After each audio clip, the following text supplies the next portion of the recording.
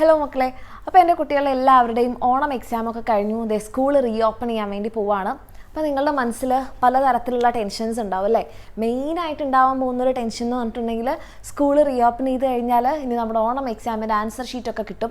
അപ്പം answer sheet എന്ന് പറയുമ്പോൾ മാർക്സ് കുറവായിരിക്കുമോ, ചില പേപ്പേഴ്സ് നമുക്ക് നല്ലപോലെ എഴുതാൻ പറ്റിയിട്ടില്ലെങ്കിൽ നമ്മൾ പൊട്ടിയിട്ടുണ്ടാവുമോ, നമ്മളെ ടീച്ചേഴ്സ് നമ്മളെക്കുറിച്ച് എന്ത് കരുതും, ഫ്രണ്ട്സ് നമ്മളെക്കുറിച്ച് എന്ത് പറയും, പാരൻസിനോട് എന്ത് പറയും, ഇങ്ങനത്തെ കുറേ കൺസേൺസ് ആയിരിക്കും അല്ലെ, കുറച്ച് പേടിയായിരിക്കും കുറച്ച് പേരുടെയെങ്കിലും മനസ്സിലുണ്ടാവുക. ആൻഡ് അതും അല്ലെങ്കിൽ രണ്ടാമത്തേതായിട്ടുണ്ടാവാൻ ചാൻസ് ഉള്ളത്, ഇത്രയും ദിവസങ്ങൾ വെക്കേഷൻ നല്ല അടിപൊളിയായിട്ട് പോയി, നമ്മൾ നേരത്തെ ഒന്നും എഴുന്നേൽക്കേണ്ട അല്ലേ, അടിച്ചു പൊളിച്ചു, വേറെ കാര്യങ്ങളെക്കുറിച്ചൊന്നും ചിന്തിക്കേണ്ട. അപ്പോൾ ഇനി റീസ്റ്റാർട്ട് ചെയ്യാനുള്ളൊരു മടി അല്ലേ. അപ്പം ഈ ഒരു വീഡിയോയിൽ മെയിനായിട്ട് നമ്മൾ ഈ രണ്ട് കാര്യങ്ങളായിരിക്കും ഡിസ്കസ് ചെയ്യുന്നത്. അത് മാത്രമല്ല, ഈ മടി മാറ്റാൻ നമുക്ക് എന്തൊക്കെ കാര്യങ്ങൾ ചെയ്യാം, അല്ലെങ്കിൽ ഈ ആൻസർ ഷീറ്റ് പേടിനെ നമുക്ക് എങ്ങനെ ഓവർകം ചെയ്യാം, ആ കാര്യങ്ങൾ കൂടി മിസ് ഈ ഒരു വീഡിയോയിലൂടെ പറയുന്നുണ്ട്. അപ്പോൾ വീഡിയോ കംപ്ലീറ്റ് ആയിട്ട് കാണാൻ വേണ്ടി നോക്കാം. ഇനി ഇതിൽ ഏത് പ്രശ്നമാണ് എൻ്റെ കുട്ടിയൊക്കെ ഉള്ളതെന്നുള്ളത് നിങ്ങളൊന്ന് കമൻറ്റ് സെക്ഷനിൽ പറയാം. ഇനി ഇതല്ലാത്ത വേറെ എന്തെങ്കിലും പ്രശ്നങ്ങളുണ്ടെങ്കിൽ അതും കമൻറ്റ് സെക്ഷനിൽ അറിയിക്കുക. ഓക്കെ, അപ്പം ഇതല്ലാത്ത ഉണ്ടെങ്കിൽ മിസ്സിന് മനസ്സിലാവാനും എന്നെക്കൊണ്ട് പറ്റുന്നതാണെങ്കിൽ നിങ്ങൾക്ക് എന്തെങ്കിലും സജഷൻസ് തരാനും വേണ്ടി പറ്റും. ഓക്കെ, സോ നിങ്ങൾ ആദ്യമായിട്ടാണ് നമ്മുടെ വീഡിയോസൊക്കെ കാണുന്നതെന്നുണ്ടെങ്കിൽ നമ്മുടെ ചാനൽ തീർച്ചയായിട്ടും സബ്സ്ക്രൈബ് ചെയ്യുക. എൻ്റെ കുട്ടിക്ക് യൂസ്ഫുൾ ആയിട്ടുള്ള ഒത്തിരി കാര്യങ്ങൾ ഈ ഒരു ചാനലിലൂടെ വരുന്നുണ്ടാകും. റെഡി? ആദ്യത്തെ നമ്മുടെ പ്രശ്നം എന്ന് പറഞ്ഞിട്ടുണ്ടെങ്കിൽ ആൻസർ ഷീറ്റ് കിട്ടുക എന്നുള്ളതാണ് അല്ലേ. അപ്പോൾ ആൻസർ ഷീറ്റ് കിട്ടുമ്പം എങ്ങനെയായിരിക്കും, ഞാൻ നല്ല രീതിയിൽ എക്സാം എഴുതിയിട്ടില്ല എന്ന് നിങ്ങൾക്ക് തോന്നുന്നുണ്ടെങ്കിൽ അപ്പോൾ ആ പേപ്പറിൽ എന്തായാലും നമ്മുടെ മാർക്സ് കുറവായിരിക്കുമല്ലോ അല്ലേ. അങ്ങനെയാണെന്നുണ്ടെങ്കിൽ ടീച്ചേഴ്സ് എന്നെക്കുറിച്ച് എന്ത് കരുതും, എൻ്റെ ഫ്രണ്ട്സിന് എന്നെക്കാളും മാർക്സ് ഉണ്ടെങ്കിൽ അവരെന്നെ കളിയാക്കുമോ, അല്ലെങ്കിൽ നമുക്ക് ഈ പാരൻസിന് എങ്ങനെ നമ്മൾ ഈ പേപ്പർ കാണിക്കും, അവരെന്നെ വഴക്ക് പറയുമോ, ഇങ്ങനത്തെ കുറേ ടെൻഷൻസ് ആയിരിക്കും എൻ്റെ മക്കളുടെ മനസ്സിലുണ്ടാവുക. അപ്പം അത് മിസ് ഇത്ര ഉറപ്പിച്ച് പറയാനുള്ളൊരു കാരണം എന്ന് പറഞ്ഞിട്ടുണ്ടെങ്കിൽ, ഇപ്പം മിസ്സെല്ലാം സ്കൂളിൽ പഠിക്കുന്ന സമയത്ത് ഇപ്പം നല്ലപോലെ എഴുതിയിട്ടുണ്ടെങ്കിലും ഇല്ലെങ്കിലും ആൻസർ ഷീറ്റ് എന്ന് പറയുന്ന ഒരു ക്യൂരിയോസിറ്റിയാണ്. അതായത് നമുക്ക് എത്ര മാർക്സ് ഉണ്ടാകും, ഏതൊക്കെ ശരിയായിട്ടുണ്ടാകും. അപ്പോൾ നമ്മൾ സ്കൂളിലേക്ക് ക്ലാസ് റൂമിലേക്ക് ടീച്ചർ വരുമ്പോൾ തന്നെ നമ്മൾ ആദ്യം നോക്കുന്നത് ടീച്ചറുടെ കയ്യിൽ പേപ്പർ ഉണ്ടോ എന്നുള്ളതാണ് അല്ലേ. ആ ഒരു പീരീഡ്, ഫസ്റ്റ് പീരീഡ് കഴിയുന്നത് വരെ നമുക്കൊരു സമാധാനം ഉണ്ടാവില്ല. ഇനി ഇടയ്ക്ക് എങ്ങാനും ടീച്ചേഴ്സ് നമ്മൾ ആരെങ്കിലും ഫ്രണ്ട്സിനെ വിട്ടിട്ട് സ്റ്റാഫ് റൂമിൽ നിന്ന് ആ പേപ്പർ എടുപ്പിക്കുകയോ, ഇങ്ങനത്തെ കുറേ ടെൻഷൻസ് ഉണ്ടാവും നമ്മുടെ മനസ്സിൽ. ഓക്കെ, അപ്പോൾ ആദ്യം തന്നെ എൻ്റെ കുട്ടികൾ ഈ ടെൻഷൻ മാറാൻ എന്താ ചെയ്യേണ്ടതെന്ന് പറഞ്ഞാൽ, നിങ്ങൾ ആദ്യം മനസ്സിലാക്കുക, ഇനിയിപ്പോൾ നിങ്ങൾ എഴുതിയത് നിങ്ങൾക്ക് മാർക്സ് കുറവാണെങ്കിലും നിങ്ങളിനിപ്പോൾ പൊട്ടിപ്പോയിട്ടുണ്ടെങ്കിലും ഇതൊന്നിൻ്റെ അവസാനമല്ല. ഈ ഒരു ഓണം എക്സാം എന്ന് പറയുന്നത് നമ്മളുടെ മിസ്റ്റേക്സ് എന്തൊക്കെയാണെന്ന് നമുക്ക് മനസ്സിലാക്കാനുള്ളൊരു ചാൻസ് ആക്കി എടുത്താൽ മതി. ഓക്കെ, ഈ മിസ്റ്റേക്സ് ഇപ്പോൾ ചിലപ്പോൾ നമ്മൾ എന്ത് ചെയ്തിട്ടുണ്ടാവില്ല, നല്ലപോലെ പഠിച്ചിട്ടുണ്ടാവില്ല, ലാസ്റ്റ് മിനിറ്റിലായിരിക്കും പഠിച്ചത്, ചിലപ്പോൾ നമ്മൾ റിവൈസ് ചെയ്തിട്ടുണ്ടാവില്ല. അതൊക്കെ നമുക്ക് മനസ്സിലാക്കി തരാനും അതിനി അങ്ങോട്ട് മെയിനായിട്ടുള്ളത് ഏതാണ്, നമ്മുടെ പബ്ലിക് എക്സാമാണ് അല്ലേ. അപ്പോൾ ആ പബ്ലിക് എക്സാമിൽ ഈ മിസ്റ്റേക്സ് ഒന്നും വരുത്താതിരിക്കാൻ വേണ്ടിയിട്ടുള്ള ഒരു ചാൻസ് ആക്കി നിങ്ങളിത് എടുത്താൽ മതി. ഓക്കെ, ഇത് ഒന്നിൻ്റെ അവസാനമല്ല എന്നുള്ള കാര്യം എൻ്റെ മക്കൾ മനസ്സിലാക്കാം. ഇനിയിപ്പോൾ നമ്മുടെ എക്സാം പേപ്പറിൽ മാർക്ക് കുറവാണെങ്കിൽ നമ്മളത് ആക്സെപ്റ്റ് ചെയ്യാം. അത് എന്തുകൊണ്ടാണ് നമ്മൾക്ക് കുറവായതെന്നുള്ള കാര്യം നമ്മളൊന്ന് അനലൈസ് ചെയ്താൽ മാത്രം മതി. പഠിക്കാത്തതുകൊണ്ടാണെങ്കിൽ ഇനി ഞാൻ അങ്ങോട്ട് നല്ല രീതിയിൽ പഠിക്കും എന്നുള്ളൊരു തീരുമാനം, ആ ഒരു പോസിറ്റീവ് ആറ്റിറ്റ്യൂഡോട് കൂടി നിങ്ങൾ എന്ത് ചെയ്യുക, നിങ്ങളുടെ ഈ ഒരു റീ ഓപ്പണിങ്ങിനെ കാണാം. ഇനി അതുമല്ല, നിങ്ങൾ ലാസ്റ്റ് റിവൈസ് ചെയ്യാൻ പറ്റാത്തതാണെങ്കിൽ നിങ്ങൾ ഇതിനൊരു സ്റ്റഡി പ്ലാൻ ഉണ്ടാക്കുന്ന സമയത്ത് അതിന് വേണ്ടിയിട്ടുള്ളൊരു സമയം കൊടുക്കുക. ഇനി അതുമല്ല എന്നുണ്ടെങ്കിൽ നമ്മൾ പഠിച്ചിട്ട് നമ്മൾ മറന്നു പോയതാണെങ്കിൽ എന്തുകൊണ്ട് എനിക്ക് മറന്നുപോയി അല്ലേ, അതൊന്നും എൻ്റെ മക്കൾ മനസ്സിലാക്കിയാൽ മതി. ഓക്കെ, എന്നിട്ട് നമ്മളോട് തന്നെ ഒരു പ്രോമിസ് കൊടുക്കുക, ഇത് ഇനി എൻ്റെ ലൈഫിൽ ആവർത്തിക്കാൻ ഞാൻ സമ്മതിക്കില്ല, ഞാൻ ഇനി അങ്ങോട്ട് അടിപൊളിയായിട്ട് പഠിക്കും എന്നുള്ളൊരു പ്രോമിസ് നമ്മൾ കൊടുത്തു കഴിഞ്ഞാൽ നമുക്ക് തന്നെ ഒരു പോസിറ്റിവിറ്റി വരും. ഓക്കെ, അത് നമുക്ക് ചെയ്യാനുള്ളൊരു സംഭവം വന്നോളും. ഓക്കെ, ഇനി രണ്ടാമത്തെ ഒരു പ്രശ്നം എന്ന് പറഞ്ഞിട്ടുണ്ടെങ്കിൽ, ഇനി അഥവാ ആൻസർ പേപ്പറിൽ മാർക്ക് കുറവാണെങ്കിൽ പാരൻസിന് എങ്ങനെ ഈ മാർക്ക് കാണിക്കും, പാരൻസ് എന്നെ വഴക്ക് പറയുമോ അല്ലേ, ഇതൊക്കെ ആയിരിക്കും നമ്മുടെ രണ്ടാമത്തെ പേടി. അപ്പോൾ നമ്മൾ എപ്പോഴും പൊതുവേ കുട്ടികൾ ചെയ്യുന്നൊരു മിസ്റ്റേക്ക് എന്താണെന്ന് വെച്ച് കഴിഞ്ഞാൽ, ആൻസർ ഷീറ്റ് കിട്ടിക്കഴിഞ്ഞാൽ പാരൻസിനെ കാണിക്കില്ല, അത് ഒളിപ്പിച്ച് വെക്കും. അവസാനം ഒരു പാരൻസ് മീറ്റിംഗ് വിളിക്കുമ്പോഴായിരിക്കും അറിയുന്നത്, ഈ പേപ്പർ കിട്ടിയിട്ടുണ്ട്, കുട്ടിക്ക് ഈ മാർക്ക് കുറവാണ്. അപ്പോഴായിരിക്കും ചിലപ്പോൾ പാരൻസിന് കൂടുതൽ ദേഷ്യം വരിക. അതായത് ഇത്രയും ദിവസം പേപ്പർ കിട്ടിയിട്ട് എന്നെ കാണിച്ചില്ല എന്നുള്ളൊരു പ്രശ്നം വരും. അപ്പോൾ എൻ്റെ മക്കൾ അങ്ങനത്തെ പരിപാടിക്കൊന്നും നിൽക്കണ്ട. നിങ്ങൾ എന്ത് ചെയ്യുക, നിങ്ങൾക്ക് ആൻസർ ഷീറ്റ് കിട്ടി അല്ലെങ്കിൽ നിങ്ങൾക്ക് മാർക്സ് കുറവാണെങ്കിൽ നമ്മളത് പാരൻസിനെ കാണിക്കുക, എന്നിട്ട് അവരോടൊന്ന് തുറന്ന് സംസാരിക്കുക അല്ലേ.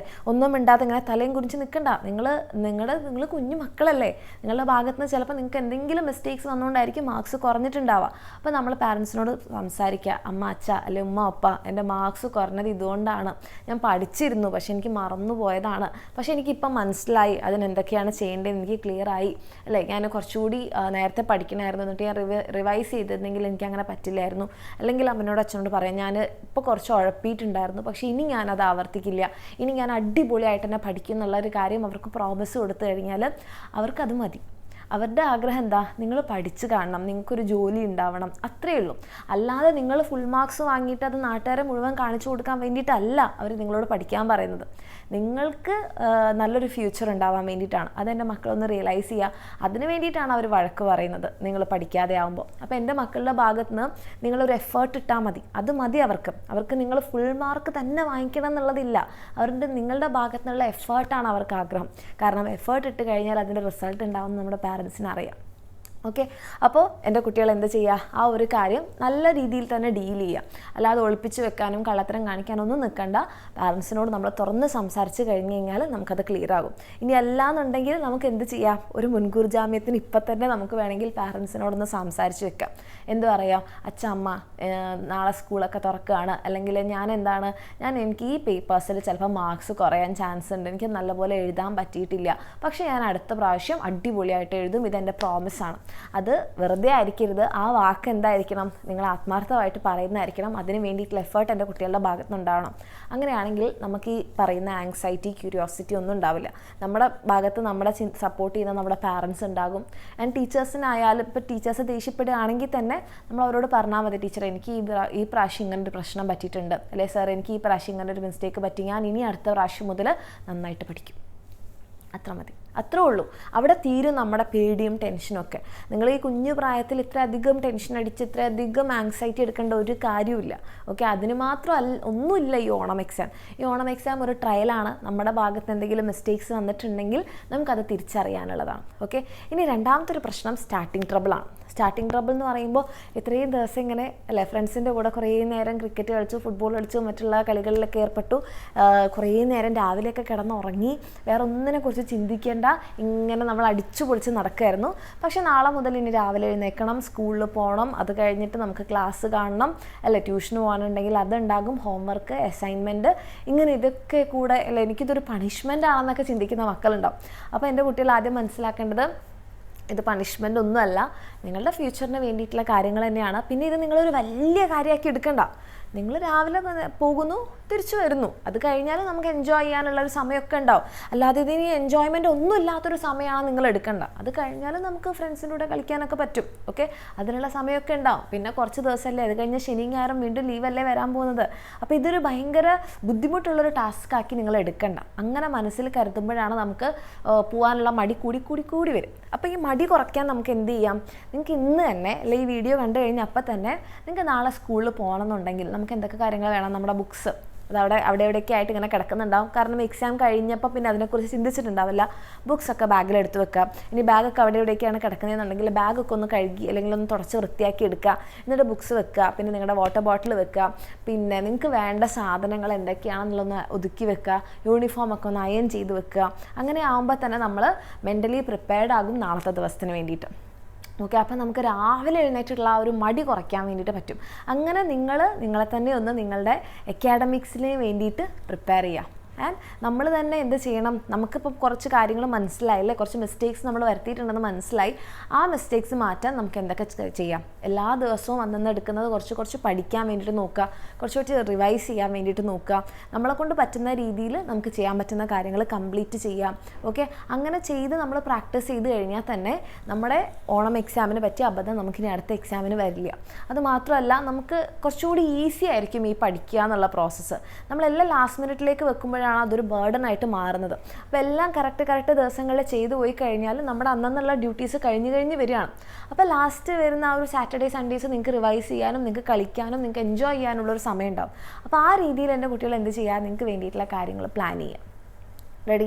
അപ്പം നിങ്ങൾക്കിത് യൂസ്ഫുൾ ആയെങ്കിൽ തീർച്ചയായിട്ടും നിങ്ങളുടെ ഫ്രണ്ട്സിനേക്കും കൂടെ ഷെയർ ചെയ്യാം. ഇനി ഇതല്ലാത്ത വേറെ എന്തെങ്കിലും കൺസേൺ ആണ് നിങ്ങൾക്ക് സ്കൂൾ റീഓപ്പൺ ചെയ്യുമ്പോൾ ഉള്ളതെന്നുണ്ടെങ്കിൽ അത് അറിയിക്കുക. ഓക്കെ, അപ്പോൾ അടിപൊളിയായിട്ട് നമ്മളിനിയിപ്പോൾ പഠിക്കാൻ വേണ്ടി പോവുകയാണ്. ആ ഒരു കാര്യത്തിനെ പോസിറ്റീവായിട്ട് എൻ്റെ കുട്ടികളെ നേരിടുകയാണെന്നുണ്ടെങ്കിൽ അല്ലെങ്കിൽ ചിന്തിക്കുകയാണെന്നുണ്ടെങ്കിൽ കുറേയൊക്കെ ഈസി ആയിരിക്കും. പിന്നെ നല്ല രീതിയിൽ കോൺസെപ്റ്റ് മനസ്സിലാക്കി തന്നെ പഠിച്ചു പോവാം. കാരണം ഇനി അങ്ങനെ ആയിരിക്കും നിങ്ങളുടെ ക്വസ്റ്റ്യൻ പേപ്പേഴ്സ് ഉണ്ടാവുക. അപ്പോൾ ആ ഒരു രീതിയിൽ തന്നെ നോക്കുക. എൻ്റെ കുട്ടികൾക്ക് എല്ലാവർക്കും ഓൾ ദി വെരി ബെസ്റ്റ്. നമ്മളൊരു നല്ല കാര്യത്തിലേക്ക് സ്റ്റാർട്ട് ചെയ്യാൻ വേണ്ടി പോവുകയാണ്. ഓക്കെ, അപ്പം അടിപൊളിയായിട്ടിരിക്കുക, ഹാപ്പി ആയിരിക്കുക, അടിച്ചു പൊളിച്ച് തന്നെ പഠിക്കുക. വേറെ കാര്യങ്ങളൊന്നും ആലോചിച്ച് ടെൻഷൻ അടിക്കാൻ മാത്രം ഒന്നുമില്ല. ഇത് നിങ്ങളുടെ സർട്ടിഫിക്കറ്റിൽ വരാൻ പോകുന്ന പേപ്പർ അല്ല, അത് മാർക്സ് അല്ല.